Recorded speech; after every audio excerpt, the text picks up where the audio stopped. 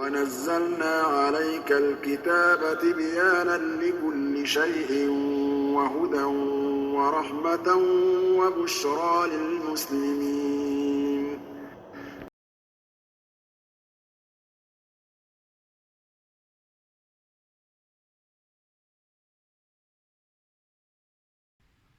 إيش على كهذي وإيش قلبك وي إلهينا الناس شيء إننا عندها نكلي وحرك لكن قلبك كشرة لابتو إنه وحركه تاس أو أركتيداس أو دمانتا أوكسفورد إيو كامبريدج إيو أين حقيقين كران وحي حقيقين كران ما قلبك وحركه وح أي حقيقين كران أو يسو ساري كران ماهي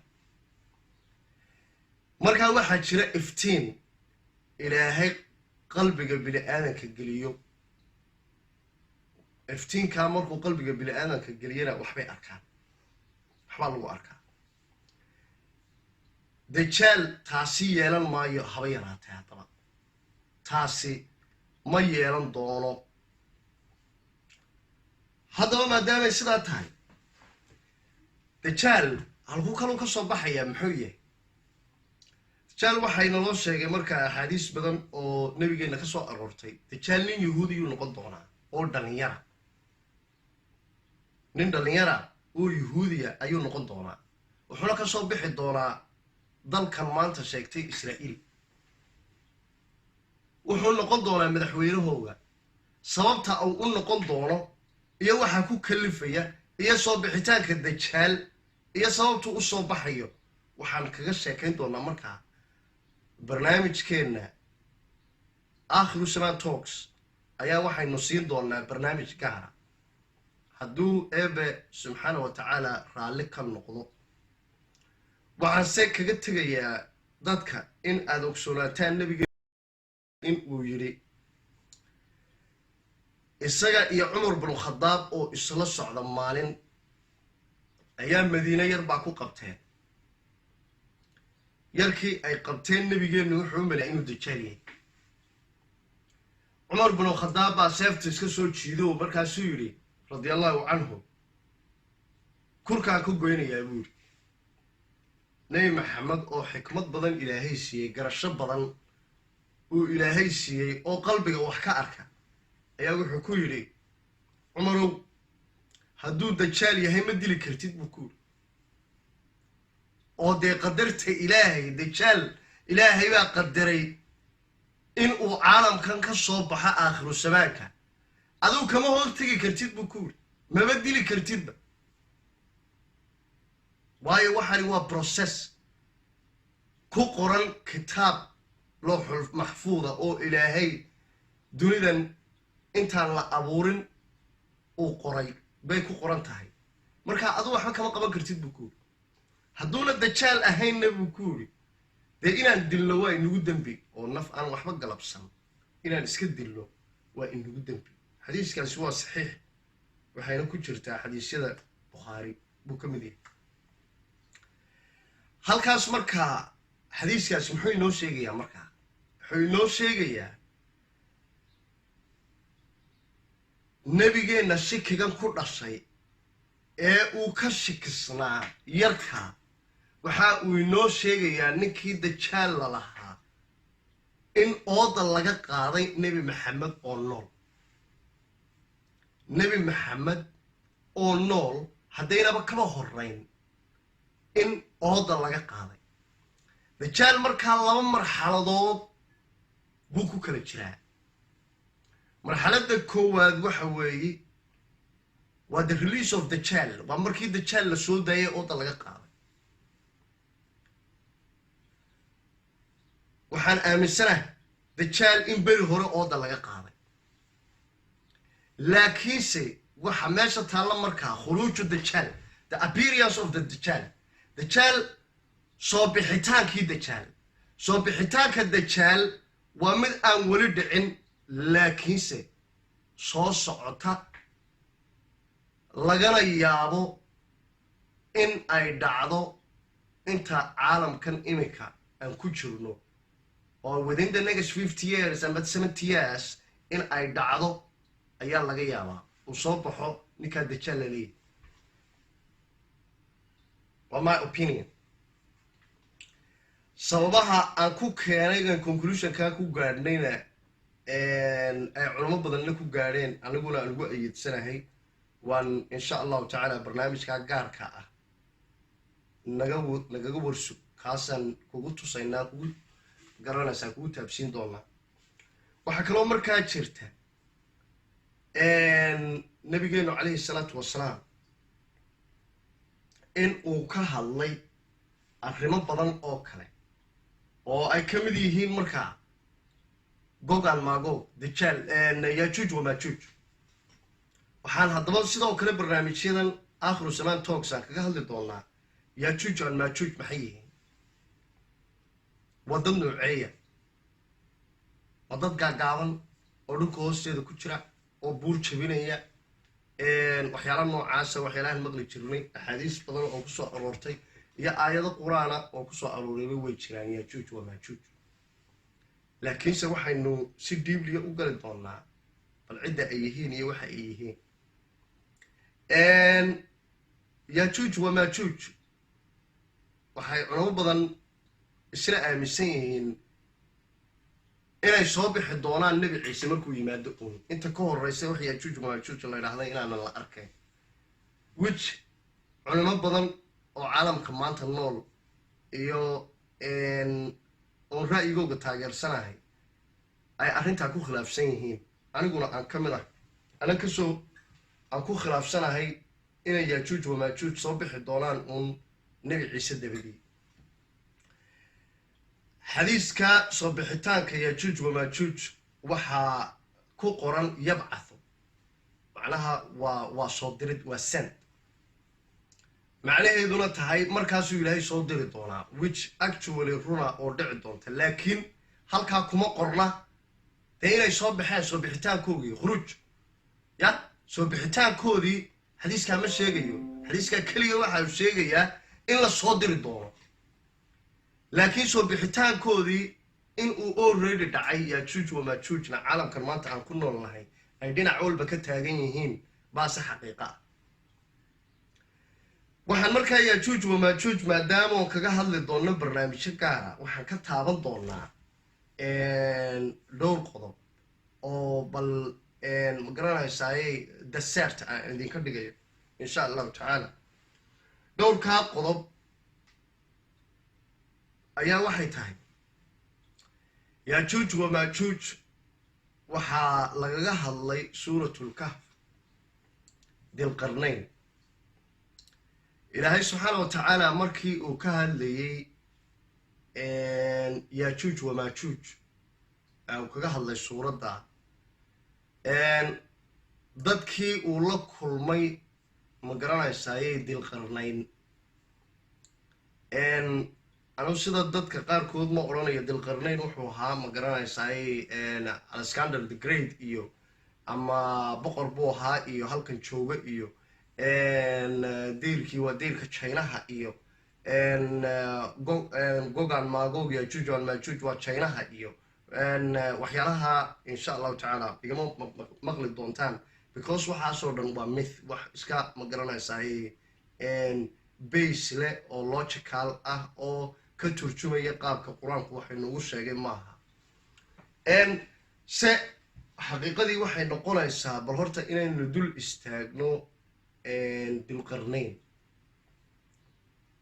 sidaa ma garanaysaaye culamo badan oo islaama oo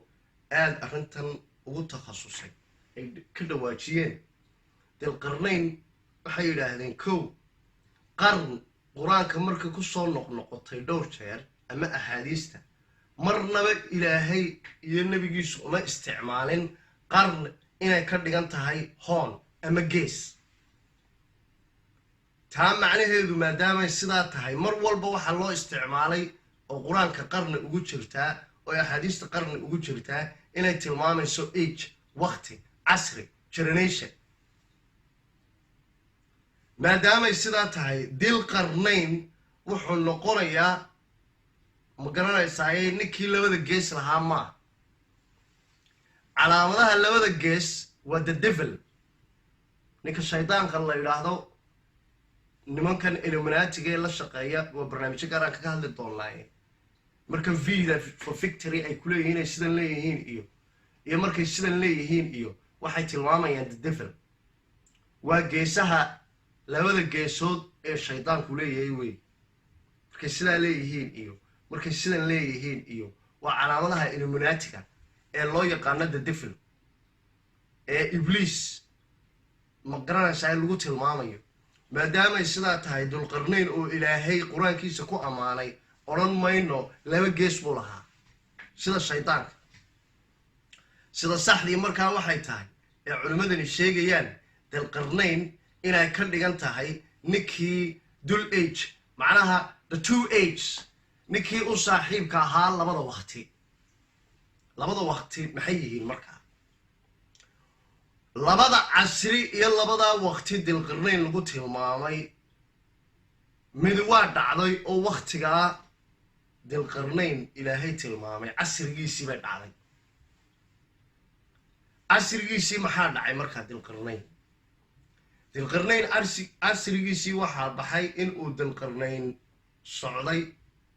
the first age kaasoo ahayd the first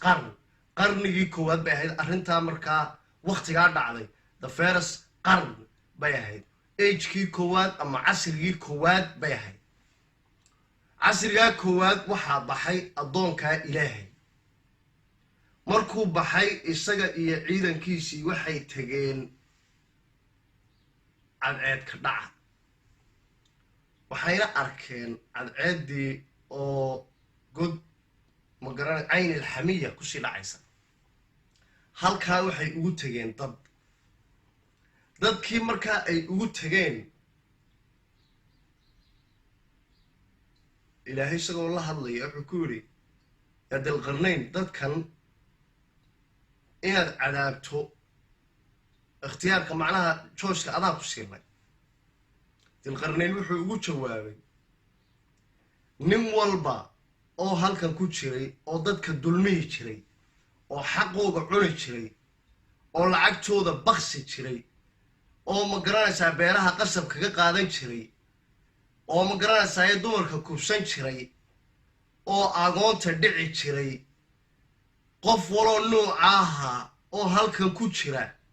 ma garanaysaa waan cadaabayaa buu dulqarnayn yidhi oo waan ciqaabayaa adduunkan baana ku ciqaabayaa marka welibana adiga uu kuu soo noqdana ee ilaahay ou adiga uu ku yimaadana cadaaba nukraha cadaab kalaad adiguna ciqaabi doontaa laakiinse ku kaste oo halkan joogay oo la dulmiyey oo miskiin ahaa oo runsheego ahaa ilaahayna ka dhowrsaday kuwaasna dilqarnayn wuxuu yidhi markaa agekii koowaad markay taariikhdu marayso wuxuu yidhi kuwaasna waan u naxariisanaynaayoo amarkooga iyo howlahooga waan u fududaynaynaa macnaha halkaa waxa ka cad marka baawer marka dowladii ay ku dhisan tahay ma garanaysaa ay ku dhisan tahay diinta ilaahay ay ku dhisan tahay aaminidda ilaahay waxay mar walba la jirtaa oy reward siisaa dadka aan dhibin dadka aan dhicin dadka ilaahay ka cabsanaya ee sida saxdaa uga cabsanaya hadda ma fahmaysid ku kaste oo ama diinta ku soo gabanaya ama lacag ku soo gabanaya ama qabiil ku soo gabanaya ama dowlado kale ku soo gabanaya oo ummadda dhacaya oo dhigmeerato ah ama koox ha noqdaan ama shakhsiyan ha noqdaane markay dowladdu ku salaysan tahay ay ku dhisan tahay ay tiirarkeegu yihiin aaminka ilaahay kuwaasna way ciqaabtaa ilaahayna subxaana wa tacaala aakhirada dib buu u ciqaabaa halkaas waxaa kuu saaran taariikh qurux badan oo aada u qurux badan oo ilaahay nooga sheekeeyey oo hididiila leh oo ilaahay leeyahay marka powerku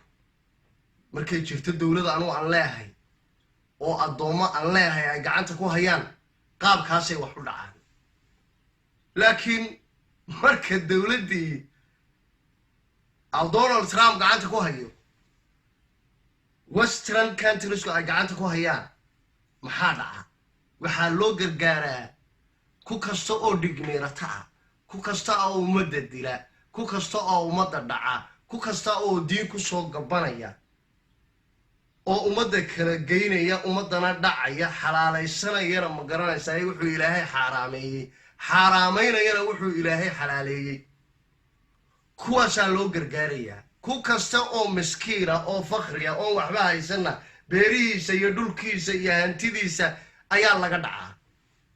heshiis baana lagu yihi in kasta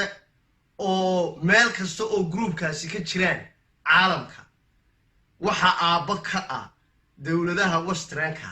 waxay u gargaaraan dadka noocaasay u gargaaraan dadka masaakiinta ah ee ilaahay aaminsanna ee nool ee fakhrigaana mar kasta way dhacaan taasi waxay ku tusaysaa just the opposite taa ilaahay inooga sheekeeyey beddelkeedii inay maanta caalamkan ka jirto laakiin ilaahay halkan kuma joogo dalqarnayn mar kale buu joorni qaaday wuxuu u qaaday dhinaca cadceed ka soo baxa wuxuuna u tegey buu ilaahay noogu sheegay qoom uuna cadceedda iyo iyaga wax u dhexeeyaaba jirin it means cadceedda scientifically ahaan markaan speaking aan ka hadlayno in that perspective maanta xijaabka innaga iyo cadceedda inoo dhexeeyay waa atmosphereka wuxuu inaga qabtaa radiation badan oo cadceedda ka yimaada oo number 1 ka yahay ma garanaysa ultravioletkuna hadduu jidhkeenna ozone layerku hadduuna inaga qaban lahayn ozone layerku hadduuna qaban lahayn dhammaanteen ka sarban wada qaadi lahayn ma waxaan nidhaahnaa marka dadkaasi qaybtaa dunida ka miday atmosphere may lahayn bila atmosphere bay ahaayeen oo cadceeddu directly bay ugu dhacaysa I don't think so se waxa meesha taala ilaahay wuxuu inoo sheegayaa dadkaasi inay ahaayeen dad primitive ah oo maanta dharkan aan xidhannahay oo kale aan qabin oo dharkan laftoodu waa second protection marka laga yimaado ma garanaysaa ozone layerka iyo atmosphereka cadceedda radiationkeeda inaga xajinaya dharka ayaa waxay yihiin oo kale iyo guryaha aan ku jirnaba waxay yihiin waa third second protection aynu ka galno kulka cadeedda dadkaas dad primitive ay markaa ahaayeen oo runtii aan guryo noocan aan maanta deganahay deganayn dhar noocan aan qabnana aan qabin dadkii ilaahay uu sheegay markuu u tegay dalqarnayn ma odhan allah come on man what you guys doing dhar baad u baahan tihiin waa inaad dhar xidhatiin ya guryaa u baahan tihiin waa inaad guryo dhisatiin waa seesaan looma noolaado ya sidan wax kala dhaha resourceskoogii ma soo xadin xoolahoogii ma soo qaadan dharka kamuu bedelin ma garanaysaa faraha lamuu gelin wuu iska daayay wakadalika wuu ilaahay kusoo gabagabeeyey ya faraha lamuu galin ummaddii sidii ay haayeen buu u daayey sidii ay haayeen ayuu u daayey waa mar labaad waxay ku tusaysaa awoodda ilaahay subxaana wa tacaala marka addoomihiisu gacanta ku hayaan in ayna wax kasta faraha la gelin oo khalqiga ilaahaya oo ina odhan waa idin bixinaynaa waxbaa idin baraynaa bidhi filimaantan markaa ma garanaysaa caalamka maanta ka jirta ayna ku khalkhalin ummadaha ilaahay abuurtay iyo khalqigooga ee ay u daayaan sidooda iyagoo eegaya human rightska wuxuu bays u yahay qur-aanku ku jiraa aayadahaasaa fasilaya iyagoonan xaqoogiina dhacayn ma garanaysaayey siday ahaayeenna khalkhal ku ridin siday ahaayeen buu u daayey waa ka soo noqday waxa ka sheekaynaynay waa casrigii koowaad ay dhacdadaasi dhacdo ay dunida ka dhacdo casrigii labaadna وان أركينا وان صصعنا أوكي القرنين وبحي يمدي بين السدين وحا يمدي قوم لا يفقهون قولها أنا أين السلقات فهمين معها ما هل كرين معها ما هل كرين سدا تذكر كوك معنا يان ما هو ما هل كرين وهل كرين لكن اسمي فهم كرين لما اللقطات بيكون كلا هلي وإلى هليين وحكوا عدينا القرآن كون بعدينا يو يا وحي راهدين باكو جرت قرآنك يا دي القرنين أما العقل الخصين نمك ياجوج يوم ماجوج دير ميان نجا حلي بي راهدين بقرآنك كو جرت دي هدينا هل كرينا قعمة تاجين سيدر مقرنا ساي ان دي ددك aan hadal أنا كنت قريب إدغولياش sign language هدي استعماليين هدي ساسو كلو هليين أو sign language لقوله هلي وقالوا لما يدهلين موقتك كعما هي تاجين بين اللورلا مركا لبا لقطات بيكون كلا هليين ددك هذا القرنين وتجي يد القرنين لبا لقطات بيكون كلا هليين لكن مركي دنبه dadkiisii uu raadiyay cid luqadooda taqaana iyagiina wax luqadiisa yaqaana qoomka dilqarnayn la isla helay ee la afgartay ee turjumaanadii la helay ee la turjumay waxay yiraahdeen quraanka ku jirta wixii ay yiraahdeen marka maxay sheegeen waa ajiib waa topic ka hadlayna marka waxa weey yajuuj wa majuuj maxay sheegeen maxay yiraahdeen qoomkii waxay yiraahdeen إن ياجوج وماجوج يفسدون في الأرض. أوكي. بوينت كا هل كاي نو تاجن وحوي. القرنين لو بيكون هذين ياجوج وماجوج دول كيف السهادين يعني. أو corruption بيجلين يعني يا مسق ماسق ديمت مسق ماسق دقالة مسق ماسق وحبرشة مسق ماسق دقن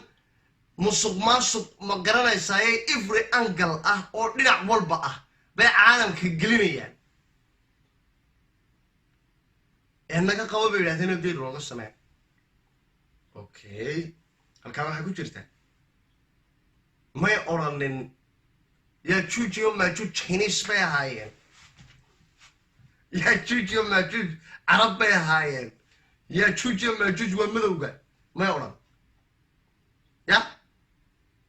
ما يقولن ما قرنا يساي يا تشوجي وما تشوج وطن هبل كاسي يكون نوليهين وطن هبل كابي يكون نوليهين ما يقولن يا تشوجي وما تشوج وطن قاقابن ما يقولن يا تشوجي وما تشوج وطن مدحيواوين أما جدك سيد بلعانك هو كين وحاسو information ما حيو شيء وين it wasn't ما قرنا يساي واحد relevant أو حديد لها ما هين تقوين ماشي تالي وحوي ياجوج وماجوج مفسدون في الأرض دول كاين مسق ماسق قلينيين أو قلينيين وانمان corruption كوغا يا مسق ماسق كوغو و very high هاي عيد كلا ترتمي كرتا مسق ماسق أين تشيرين عيد أوبر بعدك كرتاينا أين تشيرين عيد قبل كرتا مسق ماسق كوغو جوجي كرتاينا أين تشيرين وضنو عاست أوكي هالكاسة دابا وحا إنو وعد دي القرنين عصري كواد وحا أو أوغا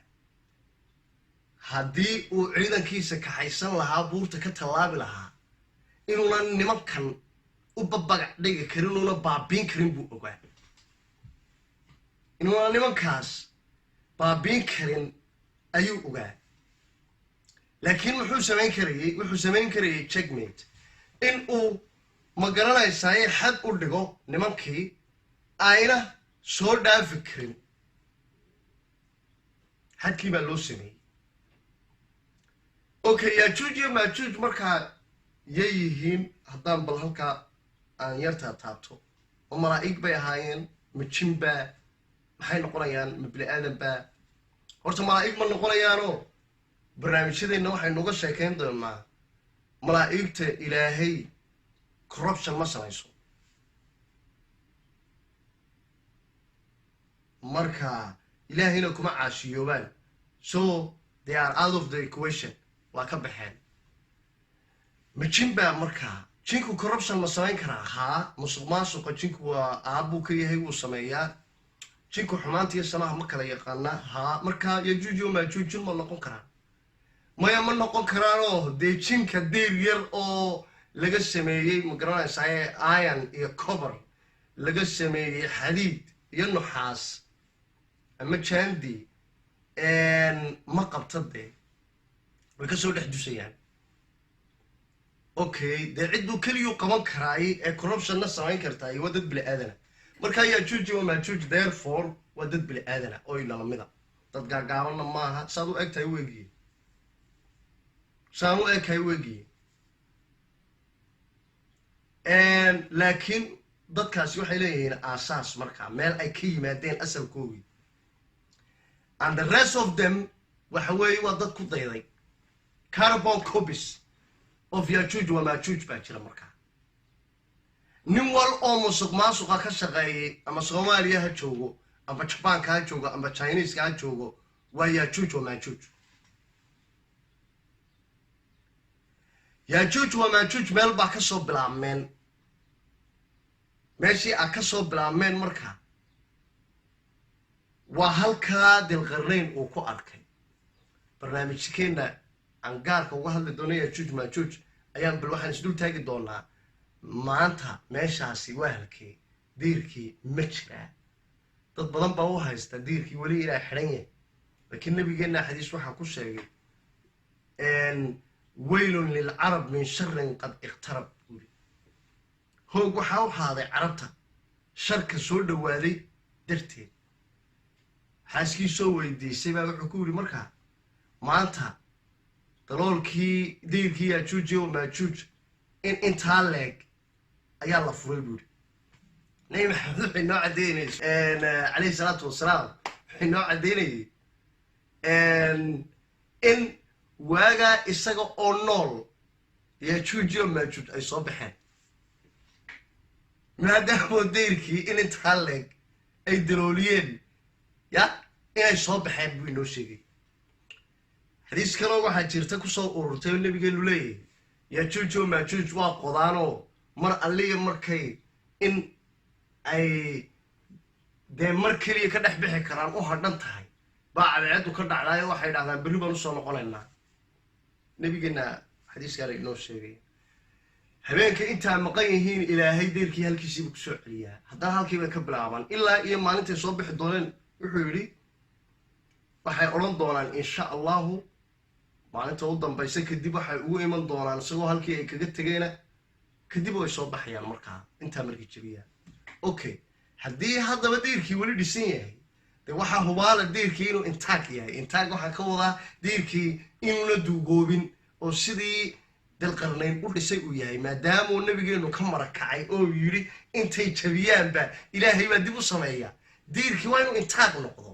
dee dadkiina waa in la helo caalamka maanta aan joogno every square inch waa la og yahay siduu yahay iyo waxa ku noolba markaa diirkii maxaa loo soo heli waayey dadkii maxaa loo soo taaban waayey ilan diirkii oo intaag ah oo sidiisiiya maadaamuu ilaahay markay maanta qodaanba berri ku soo celinayo halkiisii dee waynu arki lahayn sooma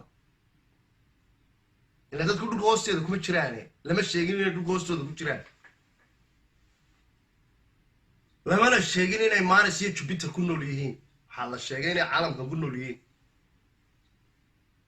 dalqarnaynba waa baxo waa soo arkay taasi waxay meesha markaa ka saaraysaa waxyaalo badan oo iska mid ah oo jiray baa meesha ka saaraysaa barnaamijyadeenna kalaanan insha allahu tacaala bal si detailisa aan u taataabanaynaa su-aalahana waa idinka qaadan doonaa wixii su-aalaad qabtaanna qoraal baad nagu soo gudbinaysaan insha allahu tacaala markaad barnaamijka daawataan taasi waa taas yaajuuj wamaajuuj halkaasaan ku daynaynaa muhiimadda inaan isla ogsoonaana waxay tahay intaynu gaadhin ka hadalka yaajuuj iyo maajuuj tobigooga oo si gaara diiradda u saarno intaynanu gaadhin waxaynu isla ogaanaynaa yaajuuj iyo maajuuj way soo baxeen caalamka maanta aan joogno way joogaan way ila joogaan way kula joogaan taas waa inaan ogsoonaano yaajuuj wamaajuuj bilowgoodii hore waxay u soo baxeen oy ku beereen yuhuudda maantana caalamka iyagaa controola international monetary fundka iyo international monetary bankska iyo waxa lacag maanta caalamka jirta iyo waxoo dhan ba iyagaa maamula dad badan oy samaysteenna way jiraan waxaana kaga baxaynaa inay soo baxeen qur-aankeena inoo sheegayo aad ku yar seexataan intaan isu soo noqon doonno insha allah barnaamijka ka hadli doonno waxaaraamun calaa qaryatin ahlaknaaha inahum laa yarjicuun buu ilaahay yidhi xataa idaa futixat yaajuuj wamaajuuj wahum min kulli xadabin yansiluun culimo badan oo tafsiirisay aayadda ayaa waxaan aan boqolkiiba boqol ku kalsoonahay ayidsanahayna xaqiiqdana ah culimada sida criticaliga isku weydiisay waxaraamun calaa qaryatin ahlaknaaha magaalada aan halaagnay waxaa ka xaaraana inayna ku soo noqon weligood cidda laga hadlay waayo magaalada se laga hadlay wa ayo ciddan magaaladii aan halaagnay kuma soo noqon karaan weligood la leeyahay wa ayo magaalada se laga hadlayay waa tee ibnu kathiir waa ka mid ah ibnu kathiir wuxuu sheegay magaaladaas in ay tahay jerusalem qaryadaasi sheekh kale oo maanta aad u qaadaa dhiga barnaamijyada ma garanaysaaye cilmiga aakhiru zamankuna saasay ayidsan yihin kuma soo noqonayaan markaa magaaladii maadaamoon isla garanay inay jerusalem tahay opinionkaana aan taageersanahay anugu kuma qasbanid inaad igu raacdid wixii kale adigu ku fasilan karto ama aaminsan tahay aday kuu taallaa laakiinse xaqiiqda maanta jirtaa waxay tahay in ay tani caddaynayso waxa maanta caalamka ka jira magaalada ilaahay uu sheegay waa magaalada jerusalem dadkan la yidhi ma soo noqonayaanna wa ayo waa yuhuudda 2,000 sano ka hor jerusalem waa laga eriyey expel baa lagu sameeyey ilaahay isagoo isticmaalaya ummadihiisa kale jira waa laga eriyey qur-aankiisana ilaahay wuxuu ku yidhi waqadacnaahum fi lardi alumam yuhuudda waan kala daadinay koox yar baan waddan ugu kala daadinay kuwii buu ilaahay leeyahay ma soo noqon kartaan oo kuma soo noqon kartaan ardulmuqadas kuma soo noqon kartaan laakiin ilaahay wuxuu sheegay way soo noqonayaane goormay soo noqonayaan ilaahay wuxuu yidhi xataa idaa futixat yaajuuj wamaajuuj waxay soo noqon doonaan oo magaalada lagu soo noqon doonaa maalinta albaabada laga qaado ay soo baxaan yaajuuj wamaajuuj marka aayaddan qur-aanka waxay noo sheegaysaa soo bixitaankii yaajuuj wamaajuuj xadiiska ka hadlaya nebi ciise calayhi salaatu wasalaam markuu soo baxo kadib in la soo diri doono ma garanaysaa yaajuuj wamaajuuj taasi soo bixitaankooga xadiiska inooma sheegaya wuxuu inoo sheegayaa yabcath sand markaa iyagoo iska jira iminka ayaa la soo diri doonaa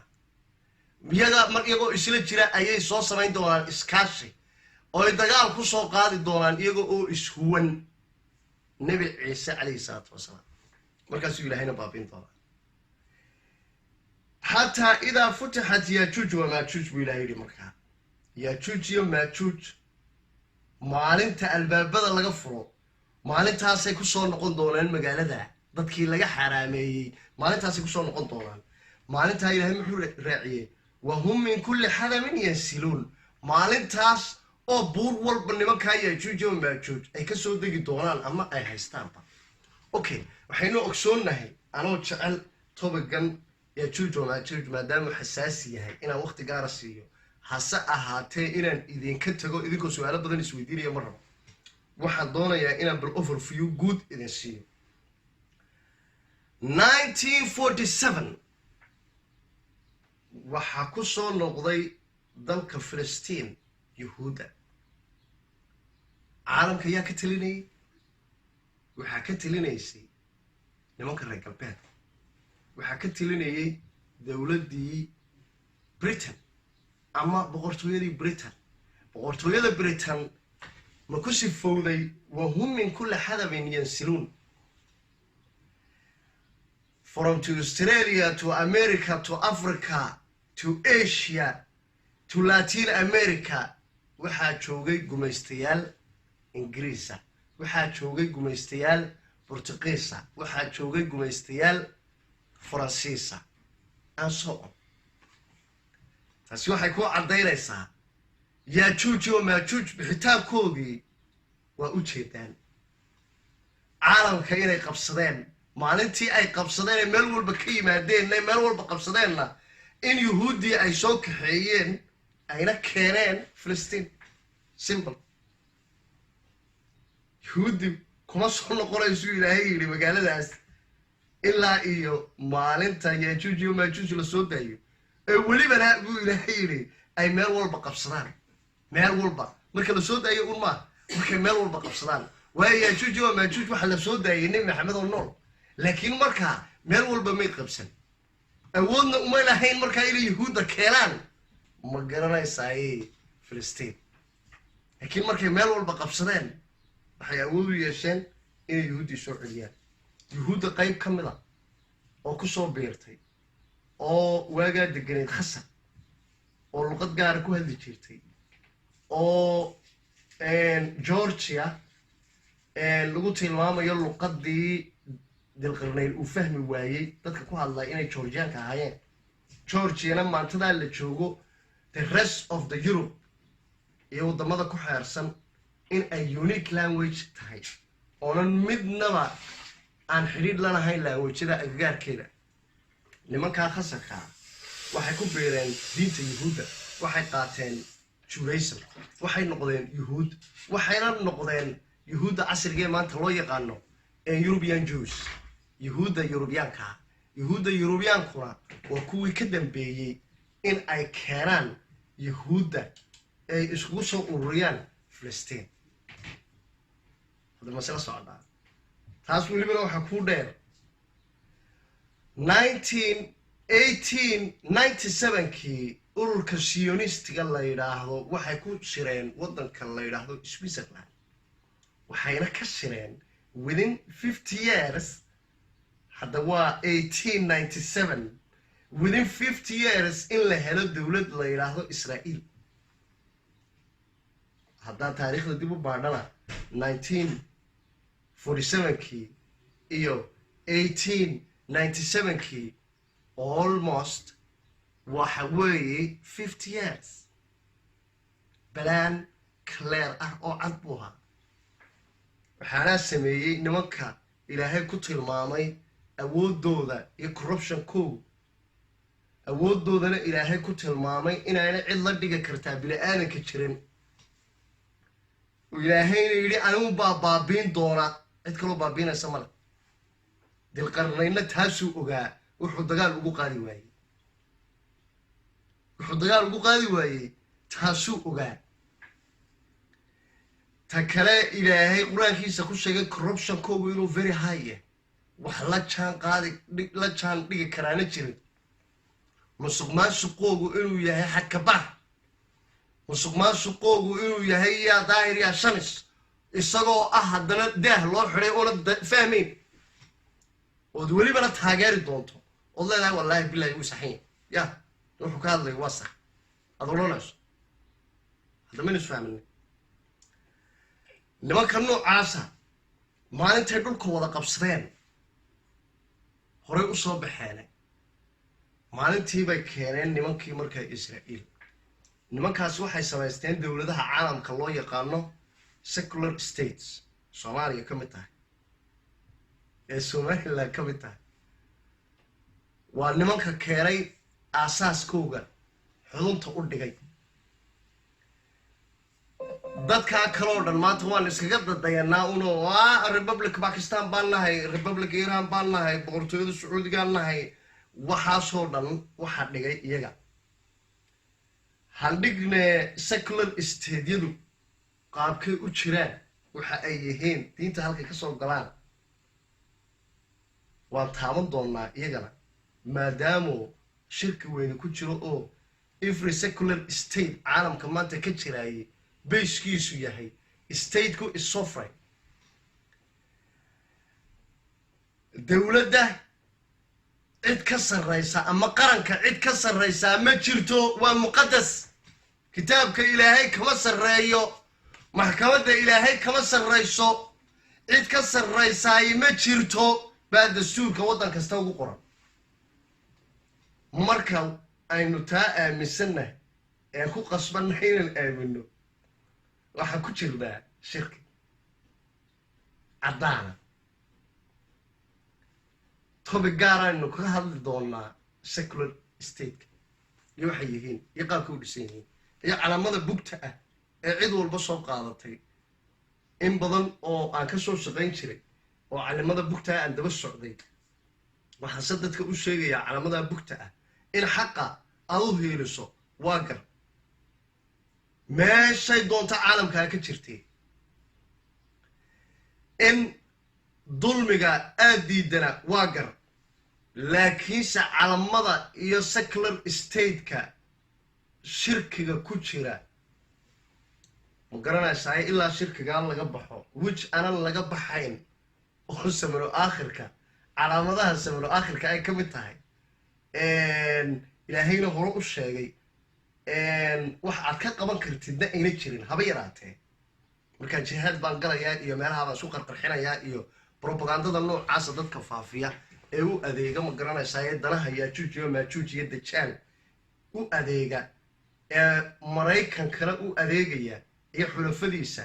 wax shaqaynaya maaha wax kitaabku sheegayna maaha waxaad wax ku bedeli kartidda maaha waayo ninka sidaa leh waxaad ku sifoobaysaa waanadii nebi maxamed calayhi salaatu wasalaam uu siiyey cumar bin khadaab waa inaad qaadato oo ahayd cumar bin khadaab baa yidhi yarkii uu nebi maxamed u maleeyey dajaalka seefta intuu la baxay waan dilayaa wax ku yidhi cumar u kaadi ninka hadduu dajaal yahay ma dili kartid because qadarka ma hor istaagi kartid adiga hadduuna dajaal hayna dee dembi baad gashay marka talada halkaa inoo taalla ee adiga oo ilaahay rumaysan ku taalla waxa weeye intaad bamba qaadanayso ee waxbaan bedelaya ad leedahay meelaha baan isku qarxinaya laba xabaa ku taalla labada xabaa ku taallay waxa weeye number kow waxaan inaad bedesha ad doonayso ma bedeli kartid sababtoo ah ilaahay baa qadaray kama hor iman kartid qadarka ilaahay ma bedeli kartid aduu waqti buu ilaahay ugu talagalay waxaani ay jiraan waqtigan way dhammaanayaan intaasna adiga iyo aniga iyo qof kale midna maaha kii bedelaya markaa save your energy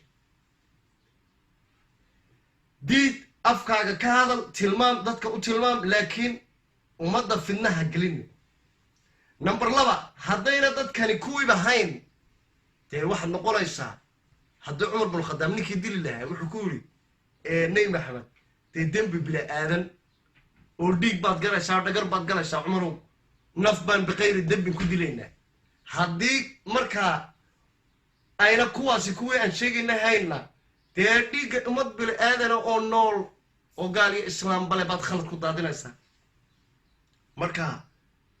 taladaa qaata oo diinta dib ha loogu noqdo markaa uma baahnid maanta inaad waxbaan qarxinayaa iyo calan baan qaadanayaa iyo filmaan noocaasa ama khulafaan abuurayaa khulafaa raashidiin baan abuurayaa ama dowladdii islaamkaan abuurayaa ma jirto sababtoo ah dee dowladdii islaamka lamama abuuri karo ilaahayba uguma talagalin in la abuuro ma been baa laisku sheegaya markaa been baa laisku sheegayaa waktigan maanta yaajuuj iyo maajuuj ay nool yihiin ee casriga wall order-ka lagu jiro Gog and Magog Yajuuj iyo Maajuuj maamulkooga iyo Dajaal cid alli iyo cid wax ka bedeli kartaa ay ma jirto ilaa iyo inta uu soo baxayo Imaam Mahdi iyo Nabi Ciise laakiin waxaynu ka sheekayn doonaa waxyaalaha la gudboon iyo waxyaalaha inala gudboon okay waxaan markaa insha Allah ta'ala aan ku soo koobaya oo xalqad labaad inaad duubaan oo jecel tobankii calaamadood waxa ka mid ah oo Ilaahay ka hadlay smoke qiiq inay ka mid tahay qiiq inuu caalamka ma garanaysaa qariyo calaamadaha saacadda markay soo dhawaato qiiqii markaa quraanka ma lagu sheegay baa haddana taala quraanku muxuu ka qabaa qiiqa qiiqaasuna muxuu yahay okay quraankeenu waxa uu sheegayaa in ma garanaysaa uu leeyahay فارتقب يوم تأتي السماء بدخان مبين سب ونبي محمد يا أصحابته يوم ماذا كدم بيسابق قرانكو نبي محمد مركو سود دقيقون لمو هاللين أصحابتنا لمو هاللين he's talking to us قرانكو ينبو ينال هاللين حتى جرنيش أكي نقدم بيولا هاللين قف وال أو أخريا ستوسو ولا هاللين قرانكو أدو بلا هاللين marka la fasirayo sabnusulka iyo la baranayo waa duruus gaar ah laakiin literally quraanku aad u quraanay u kaadiya leeyo suga maalinta ay samadu la iman doonto qiiq okay qiiqaasi marka muxuu yahay quraanku qiiqaas iyo bal xadiista ku soo aroortay iyo sida raad uu ugu leeyahay dagaalka saddexaad ee caalamka ayaan bal waxaan kaga hadlayaa clipkan kan ku xiga aanan wali dhamaynin overview-gii in aan idin siiyo barnaamijyada aan ka hadli doonay waxay ku salaysan yihiin badh badan baan taataabanay clipkan kan ku xiga waxaan taataaban doonaa intaa ku xigta kadibna insha allahu tacaala waxaan u gali doonaa in barnaamij kasta topic kasta aynu si gaar u dul istaagno waxaad nagala soconaysaan barnaamijka Aakhiru Samaan Talks iyo anigoo ah Samaro Roble aad baa idin salaam